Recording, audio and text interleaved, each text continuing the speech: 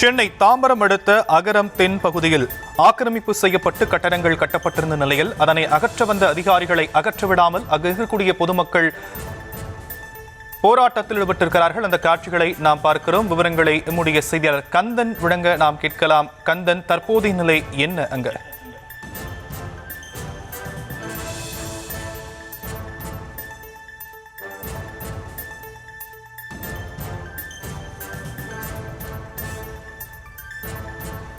சென்னை தாம்பரம் அடுத்த அகரம் தென் பகுதியில் ஆக்கிரமிப்பு செய்யப்பட்டு கட்டடங்கள் இருப்பதாக தகவல் கிடைக்கப்பட்டிருந்த நிலையில் அதிகாரிகள் ஆக்கிரமிப்பு செய்யப்பட்டு இருந்த கட்டிடங்களை அகற்ற அங்கு வந்திருந்த நிலையில் அவர்களை பணி செய்ய விடாமல் அப்பகுதி மக்கள் அவர்களோடு கூச்சல் குழப்பத்தில் ஈடுபட்டிருப்பதை நாம் காட்சிகளாக பார்த்து வருகிறோம். வீடுகளை இடித்து அகற்றுவதற்காக போலீசாருடன் அதிகாரிகள் வந்திருந்த நிலையில் பொதுமக்கள் அங்கு எதிர்ப்பு தெரிவித்திருப்பதை நாம் காட்சிகளாக பார்க்கிறோம்.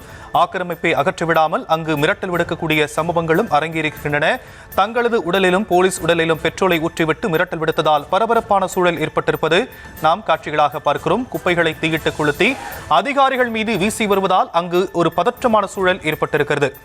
சென்னை தாம்பரம் அடுத்த அகரம் தென் என்ற பகுதியில் ஆக்கிரமிப்பு கட்டடங்களை அகற்ற வந்த அதிகாரிகளை அகற்றிவிடாமல் அங்கு இருக்கக்கூடிய பொதுமக்கள் வாக்குவாதத்தில் ஈடுபட்டிருக்கிறார்கள். அதை காட்சிகளாக பார்க்கிறோம்.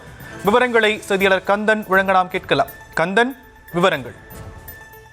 வணக்கம். செங்கல்பட்டு மாவட்டம் தாம்பரம் தொகுதிக்கு உட்பட்ட அகரம் தென் பிரதான சாலையில அரசு சொந்தமான புறம்போக்கு இடத்தை சிலர் ஆக்கிரமித்து கட்டியிருப்பதாக சமூக ஆர்வலர் சந்தன் என்பவர் 2024ஆம் ஆண்டு சென்னை நீதிமன்றத்தில் வழக்கு தொடர்ந்தார். அதன்படி ஏற்கனவே 100க்கும் மேற்பட்ட வீடுகள் இடிக்கப்பட்ட நிலையில இன்று ஊராட்சி மன்ற தலைவர், அதாவது திமுக ஊராட்சி மன்ற தலைவர் ஜெகன் என்பது உறவினர் வீடுகளை போலீசார் பலத்த போலீஸ் பாதுகாப்புடன் இடிக்க வந்தனர். குறிப்பாக வருவாய்த்துறை முன்னிலையில 100க்கு மேற்பட்ட போலீசார் முன்னிலையில ஜேசிபி என்பதை கொண்டு இடிக்க அப்போது வீட்டின் உரிமையாளர்கள் 3வது மாடி நின்று கொண்டு கையில் பெட்ரோலை மேல் ஊற்றிக்கொண்டு இடிக்கக்கூடாது என்பதை வலியுறுத்தியும், அதே நேரத்தில் இடிக்க வந்த அதிகாரிகள் மீது கற்களை தூக்கி வீசும் தொடர்ந்து பிரச்சனையில் ஈடுபட்டு வந்தனர்.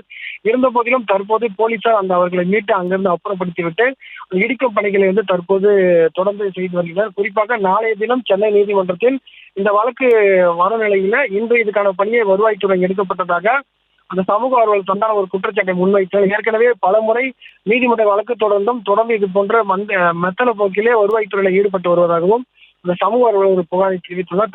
தொடர்ந்து தற்போது அந்த பணிகள் நடைபெற்று வருகிறது.